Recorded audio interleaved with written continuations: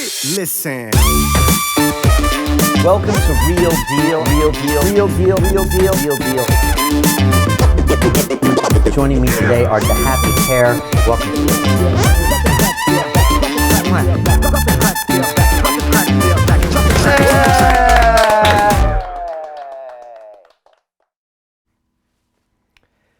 Welcome to Real Deal. I am Brian Rose, and we are live here at London Real World headquarters to talk about numbers, because numbers don't lie.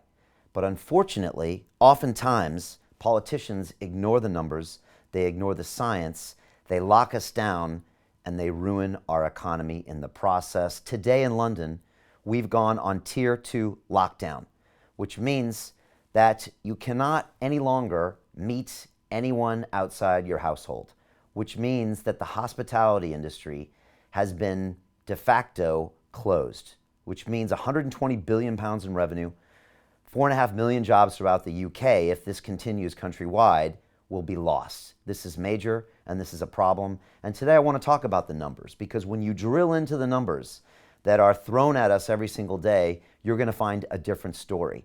And yet our politicians and our mainstream media use these numbers for their agenda. Now, I've always loved numbers. Ever since I was a little kid, and I did my science fairs when I was 10 years old in California. I love math, I love science, I love numbers. I was obsessed with it. I was that geeky kid in school, and I really went deep down the road of statistics, maths, and I was fortunate enough to go to the Massachusetts Institute of Technology in Cambridge, Massachusetts, where I got my degree in mechanical engineering, and I later used those scientific, mathematical, technical skills to go to Wall Street and trade derivatives. So this is something I know quite a lot about, and yet when I looked at the numbers that you see being pushed to you on the front page of The Guardian, on the front page of The Sun, on your broadcast from your mainstream television media, even from our governments, I see a different picture. And let me just share with you on the screen right now a typical picture of something you might see on the newspaper or in the television. It's this really scary looking graph in black and red, and you see total cases, 654,000, total deaths, 43,000. You see these jagged numbers, and it's designed for one reason: to instill panic inside of you and to get you in a fear mindset to then follow the agenda of whatever comes next. This is classic. It's been used for centuries. But when you actually look into the numbers, you find a completely different story, and I want to talk about that today.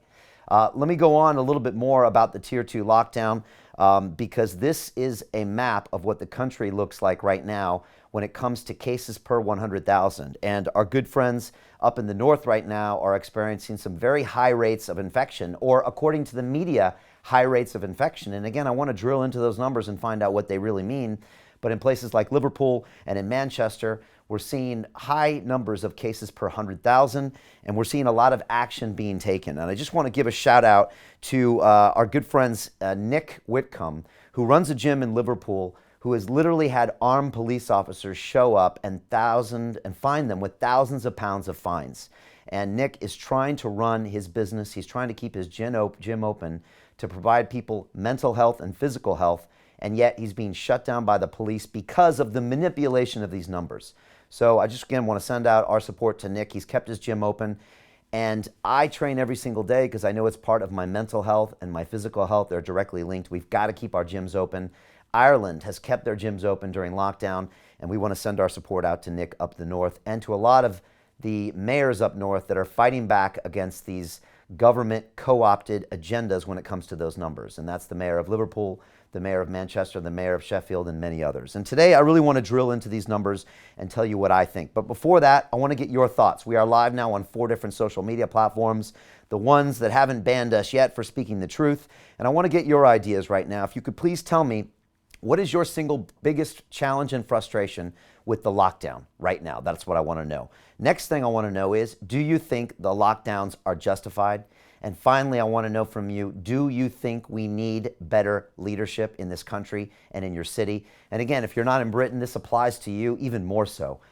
In America, so many cities are being locked down in so many cities across the world, and we want to find solutions right now. So please leave me your comments. I'll be looking at them live throughout this broadcast and really be talking about what's going on here. So again, just to tell you, I'm Brian Rose from London Real, and this is the 6th live stream I've done in a series of me really looking in to providing solutions to the crisis we face right now with the pandemic, with the lockdown, and with the total lack of leadership, a disproportionate response to the virus, and a complete lack of science-based decision-making. I've been frustrated.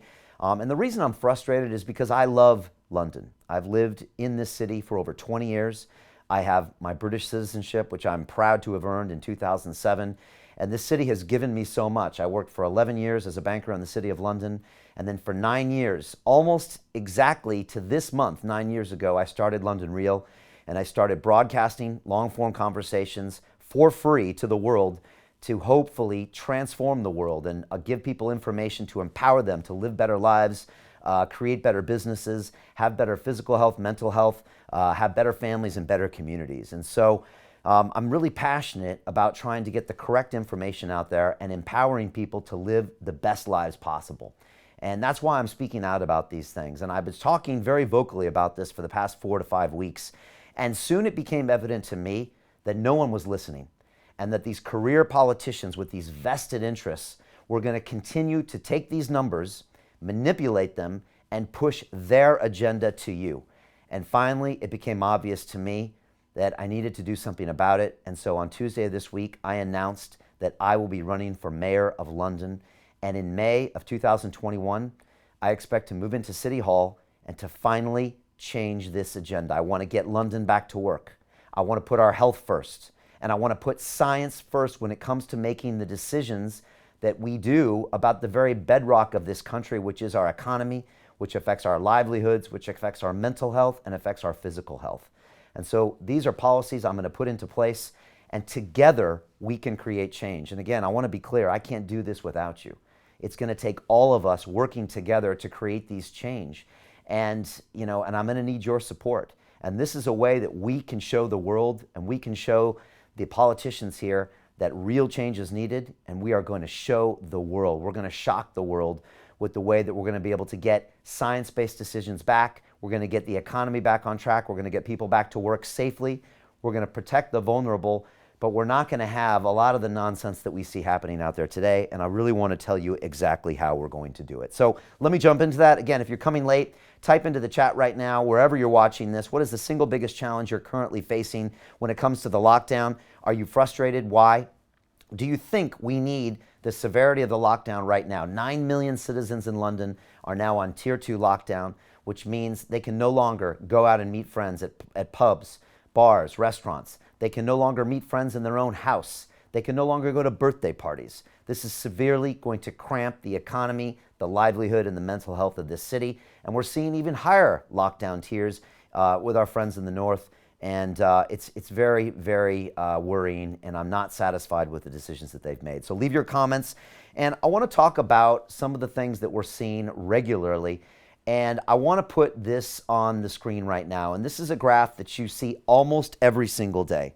And it's something that's actually published in the Guardian website every single day. And it's a list of 3 numbers. And I want you to really look at these numbers right now because they're very, very important. And these are numbers that, in my opinion, are constantly being manipulated and used to instill fear. So we go ahead and make decisions that aren't based in logic, that aren't based in science, and that are not proportional to the virus. That's what I'm talking about, or to the severity of the virus. And let's look at these numbers. And these are daily, as was published today. We have a daily cases of daily COVID cases. We are being told are 18,980 daily cases happening, which is up 1,440 from last week. Furthermore, 4,941 people are currently in hospital based on COVID symptoms, and a total daily deaths of 138 people that are COVID deaths. Now, if you drill into that number, you find that that is any death for someone that's tested positive for COVID in the last 28 days, with or without symptoms, whether they died from a car accident or from heart failure or from mental illness or smoking-related illness. It's still classified as a COVID death, and we're going to get into that number shortly. But these are the numbers that are being thrown at us constantly. The cases, the cases, the cases. And I want to drill down into that number right away and talk about the cases, because this is the number that's really directly affecting policy. And I want to talk about what really is a case. And so let me show you this figure that you see on screen right now. And again, this is the daily quote-unquote cases that we are being shown in the media But actually, that's not really what that number is. It's the total number of people that tested positive with the CPR COVID test. And I'm not going to get into the accuracy of the CPR test, the false positives, the false negatives, to the number of times that RNA strand is replicated in order to break through to a positive test, whether that's 40 times, 37 times, or 33 times. That's been talked about at length on my show. But let's go ahead and take this case, this number as a true. People testing positive. That does not equal people that have cases of COVID. It just means that you've tested positive for this RNA sequence. I want to make that very clear. But the most important number that you're going to see on the screen right now is the increase in the number of tests. Because if you look at the people testing positive, you'll see that this 18,900 is nearly 4 times the 5,000 cases per day that we saw on the first wave of the pandemic, where we saw many deaths. We saw the NHS, we were being told, being put under strain, and now it seems like it's 4 times that number. That number. But when you look at the number of tests being done, you can see that that's gone up dramatically since May and November. And it's gone from the May dates of somewhere around 50,000 cases per day, now up to almost 250,000 cases per day, tests per day. That's 4 and 5 times the amount. And it doesn't take a rocket scientist to know this. If you test more people, you're going to get more cases, period. And this is not shown to us as a percentage of population. It's just shown to us as the total number of people testing positive. And so this number is not put into context. And so by very definition, it is flawed and it is skewed, and you cannot compare it to a number that was happening in April or May. And yet that is the number that we see newspapers leading with, television channels leading with, and politicians leading with when they want to get your attention and they want to use it to hijack logic, hijack science, and change policy. This is a very, very, very important point, and we need to hold our politicians and our mainstream media to qualify this point when they put it out there. Because if you don't tell us there's been 4 times the number of tests, then you can't say, well, adjusted for the quantity of tests we are saying, the number is actually lower than back in May. But they don't say that. They throw a number of cases at you, which is actually the number of positive tests, which is not necessarily the number of cases. And then they try to instill panic, which is what they're doing right now in this country with this record number of positive tests. So again, it must be put in context. If you divide that by the number of tests being made 4 and 5 months ago, the number is actually not any bigger than where we were in the quote-unquote first wave. So that's the first point that I really want to make. I think it's a very, very important point to make. And again, all of my data is coming from the Office of National Statistics here in London. It's a government-regulated office, so these numbers you can look up right now on their website if you want to find out more about them. So again, I want to go to your comments right now, and I want you to tell me what's the single biggest frustration you're currently feeling with the lockdown. I also want to find out, do you think that the lockdown is justified?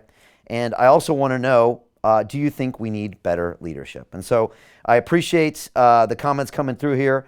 And again, I appreciate everybody putting things in here, what's happening. We've got a great comment on YouTube that says, we totally need new leadership.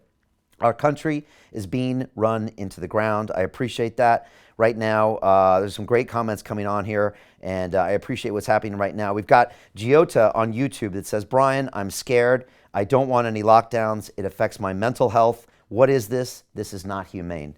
And I really appreciate your comment, Giota, and we're hearing this from so many people.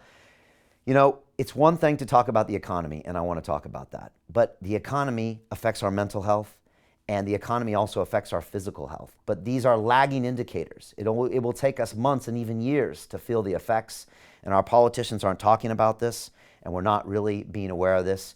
And this is something I'm talking about, and that's why I have my Health First policy as your next mayor of London, where we're going to be talking about the physical health of our citizens, the mental health of our citizens, and also how we can get London back to work, which is so crucial when it comes to our mental health. So thank you for that comment. And again, I was speaking with Steve McNamara, who runs one of the largest taxi cab unions here in London, and he said, Brian, you don't understand the mental health troubles that these drivers are having, all alone on the roads, no one to talk to, the revenues are down 60%. It's a real issue, and it's something that I'm going to be very serious about when I'm elected the next mayor. Some other great comments is happening here. Marissa on IG says, your awakening is our alarm clock. I appreciate that. And again, I'm just coming from this from someone who's concerned, who's passionate about this city, and who knows London can do better. We are, in my opinion, the greatest city in the world. We have the greatest spirit, the greatest resolve, the greatest fortitude. We have that indomitable spirit that Winston Churchill spoke of, and I want to see us on top. I think we could lead the world in a science-based approach, in a proportional response to the virus, in getting our city back to work if we just had better leadership. And I'll talk about what we can do in London shortly. Some other comments coming here, which is great.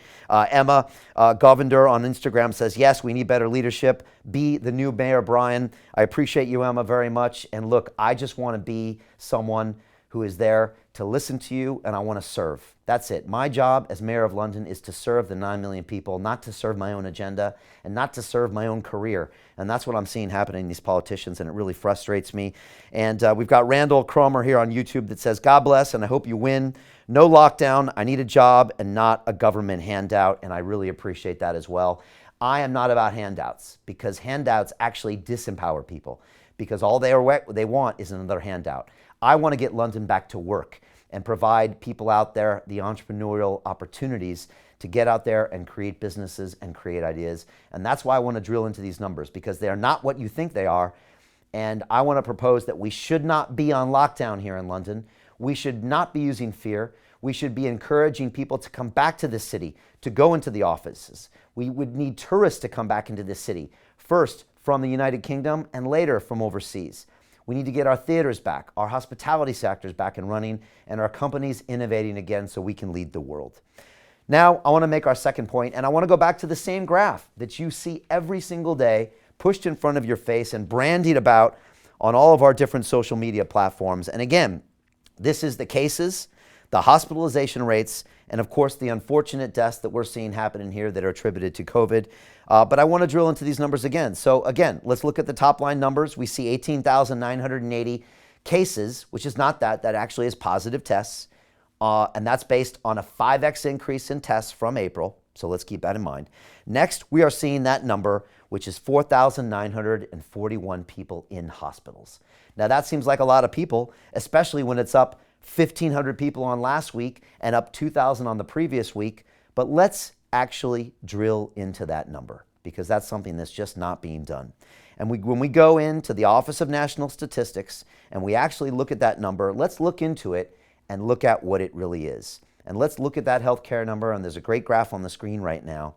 And we see 4,941 patients in hospital, but we also see the true number, which is this: only 563 patients in ventilator beds. Only 563.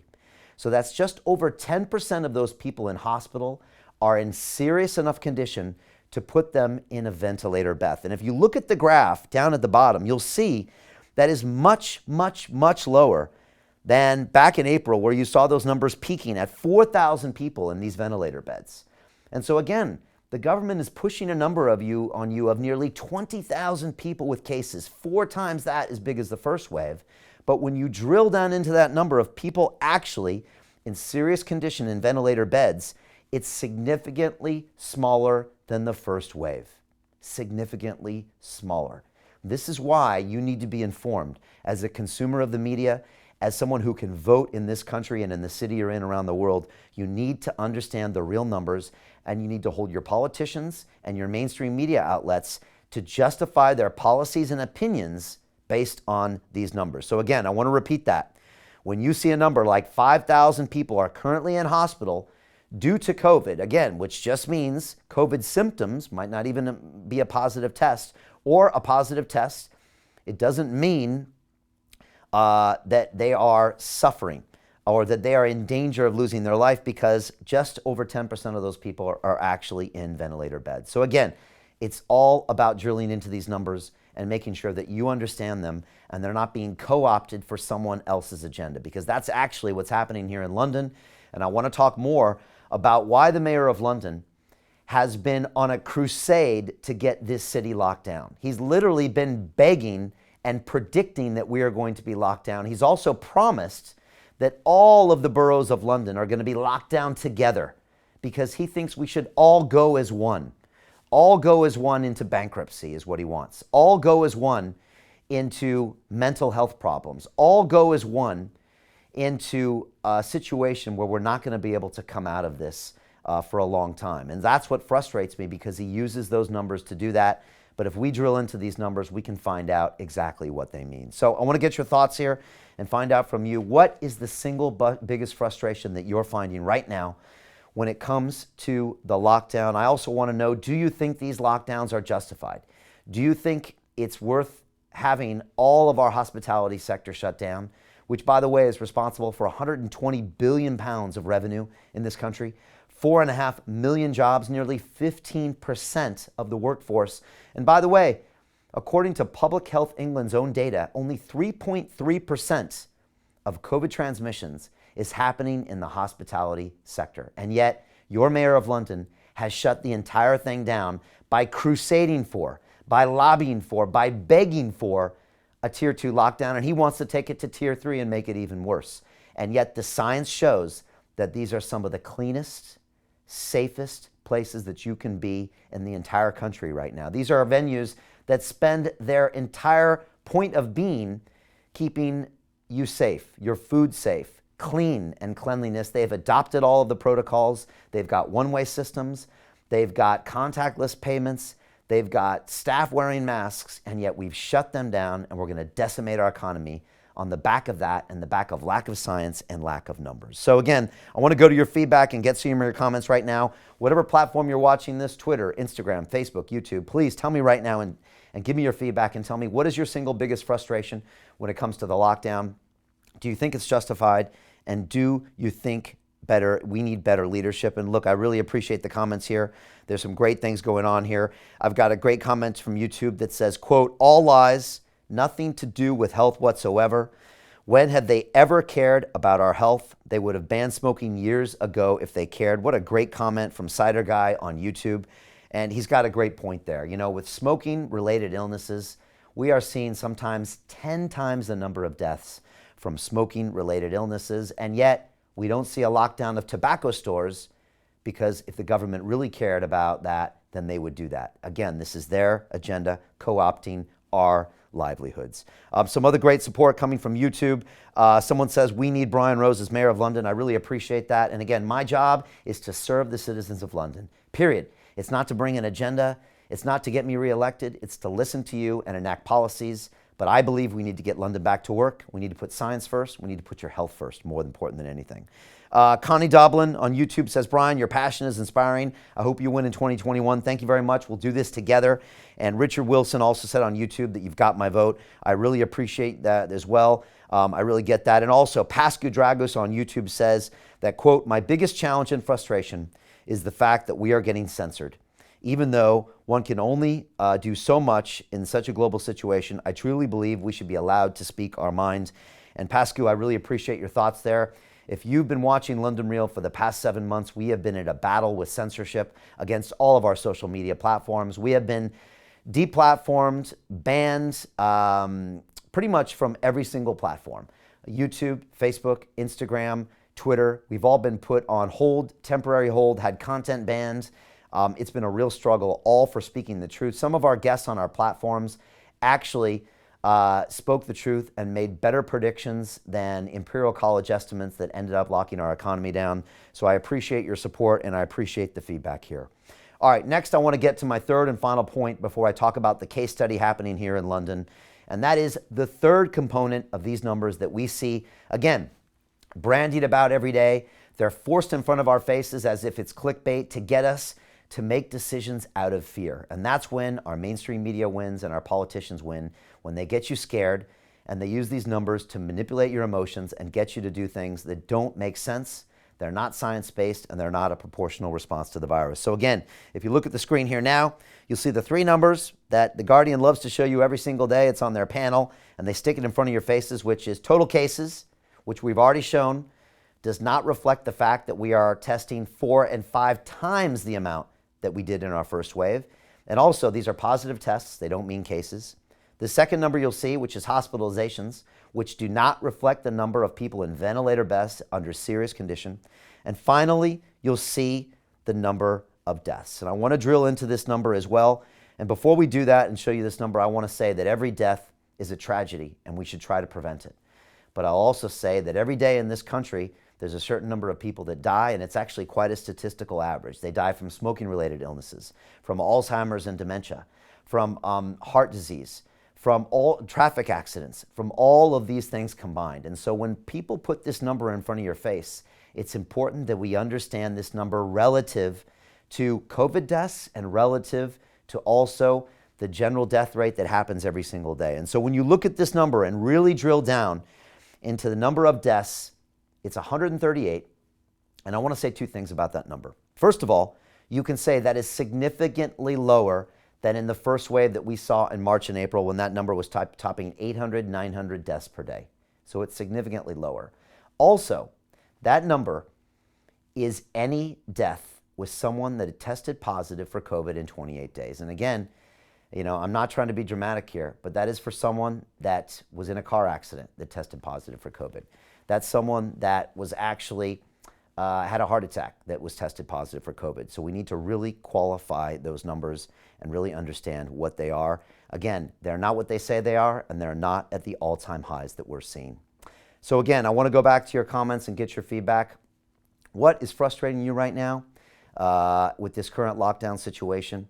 Do you think the lockdown is justified? And finally, do you think we need better leadership in this country? And it's something we really need to talk about. And actually, I want to place one more graph on the screen right now, and I really want to show you a number that's really, really, really important. And if you put this graph on the screen right now, you will see one number that's very, very powerful, and that is this. 3 deaths occurred in London yesterday that were COVID related. 3. And you can see the numbers here. You can go run these numbers yourself on the national statistics. 3 deaths. And while every death is a tragedy, 9 million citizens in this city are currently being locked down because of that number. 9 million citizens, and they're being co-opted for a mayor who has an agenda to lock down the city, has been literally crusading for a lockdown, and I'll explain exactly why later. So let me go to your comments here and find out what is your single biggest frustration when it comes to this. And again, what are your thoughts on this lockdown? Do you think it's justified or embedded? And some great comments coming in here, and I really appreciate you engaging with me. Stefan on Instagram says, economic damage is tremendous, yet government speaks very little of it. Exactly. They're pushing this down the line. It's going to take us years to recover from this economic damage. And Stefan, I appreciate you bringing that up. We've got Iobed on Instagram that says the lockdown is not about healthcare, but about censorship and control. And look, we've been victims here of censorship for many, many months. At first, I didn't understand it, but now I'm starting to see that censorship is used when it goes against someone else's agenda for your brain power and your emotions. And so that's a very, very astute comment. And finally, Michael on YouTube says, because of lockdowns, there are going to be more people dying and suffering than coronavirus patients. Drinking, smoking, mental issues, fast food. Again, these things are not being spoken about. And that's why Health First is one of my most powerful agendas. That's what I'm really going to be pushing here, getting our citizens healthy, robust, and resilient to where we can survive anything the world throws at us. There's really powerful stuff in here. And again, Catherine on Instagram is saying mental health services are minimal due to year-on-year cuts, no funding to help the vulnerable, which makes us think that they are protecting the people. The science does not add up. I appreciate that. And finally, Elizabeth on Instagram says, Brian, you've had all the right people on the show to educate yourself, to educate us and yourself. Good job. And thank you, Elizabeth. We've been blessed between London Real and the Digital Freedom Platform to have the best scientists in the world, the best doctors and nurses, Nobel Prize winners, professors emeritus at universities like MIT. We've had 4-star generals. We've had the most credible people in here talking about the science, and that's why I'm fortunate to be so educated with what's going on today. And so I want to wrap this all up by saying, how is this science being co-opted, and how is this math being co-opted for the agenda? And the problem is this. It's having real-world implications, and I'm talking about London. Because today, we went on Tier 2 lockdown, and the mayor of London, who is appointed to serve the 9 million citizens here, to look after your interests and my interests, to look after our livelihoods, to look after our families, to look after our mental health, to look after our physical health, that man has been lobbying, crusading for a lockdown. And it made me actually wonder why. But before we go there, let's look into the numbers and let's look at the infection rates of all the boroughs here in London. And when you look at them, first of all, you'll see that they massively vary all over the place. And you'll see in certain sectors in red, there are over 100 cases per 100,000. But in many of those sectors, they are between 60 and 80 south of the river. It makes no sense for us all to go as one.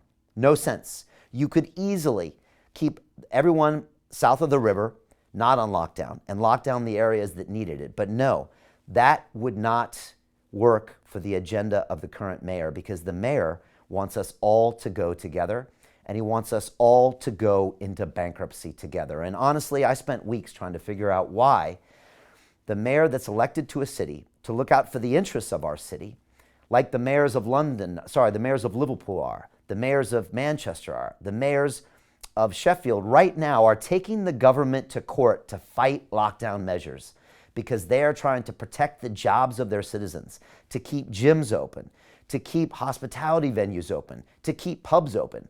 Why is the mayor of London trying to shut our city down? And it took me weeks to try to figure this out, but now I understand it, because this is the scenario that's going to happen. The mayor shuts the city down, which he's already been successful in doing. None of us can meet. Hospitality sector has been crushed by this action alone. What happens next year is this. The city goes bankrupt. The mayor says the government didn't act early enough, like I told you to, and he asks for yet another government taxpayer-funded bailout. And if you think I'm crazy, just today, he was given another £1 billion bailout to bail out the TfL, which is Transport for London, which is an entire transportation service that through his mismanagement and fiscal irresponsibility and lack of accountability, he has run into the ground. So he's just been approved another £1 billion. That's after the £5 billion he's already asked for, and that's after the £20 billion that he's already asked for subsidized housing. And so this, unfortunately, is the agenda of our leaders. These are our leaders that have vested interests. These are our leaders that are failing us every single day. And it's very disappointing to me. It really is disappointing because, again, we see a disproportionate response to the virus. We see a complete lack of science-based decision-making. And you can see by the videos I post every day that I'm frustrated. I am just completely frustrated. My hands are up in the air because it just doesn't make logical sense. It doesn't make mathematical sense. It doesn't make scientific sense to lock the City of London down for an average number of 100 cases per 100,000. When you drill into the numbers, you drill into the hospitalizations, you drill into the deaths every single day, it does not justify closing down 9 million people, crushing their livelihoods, crushing the economy, crushing our mental and physical health. This is going to have long-term ramifications, and it's being done for one reason. So one man can get reelected in May and point the finger at the national government and ask you and your tax pounds to bail him out once again, and once again. And in my book, if you're a leader, you take ownership. You take ownership for your mistakes, you take ownership for your successes, and you say, guess what? This was my fault, that I've been on watch here for 4.5 years, and I'm going to find a solution. You don't point the finger at other people. That's Leadership 101. And so I want you all to understand the numbers here. The more you understand, the more you can be empowered, and you can hold your politicians to task and say, Mayor of London, how can you justify this lockdown when the numbers actually say this? Prime Minister, how can you justify locking down our friends in the north when the numbers actually say this? These numbers are being used as weapons against us every day.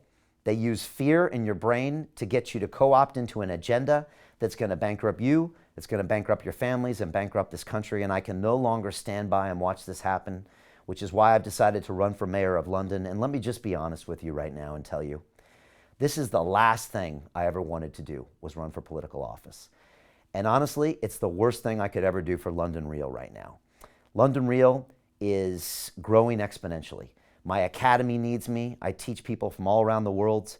We are streaming incredible content every day. Our numbers have never been bigger, and my community needs me more than ever to keep putting out this content.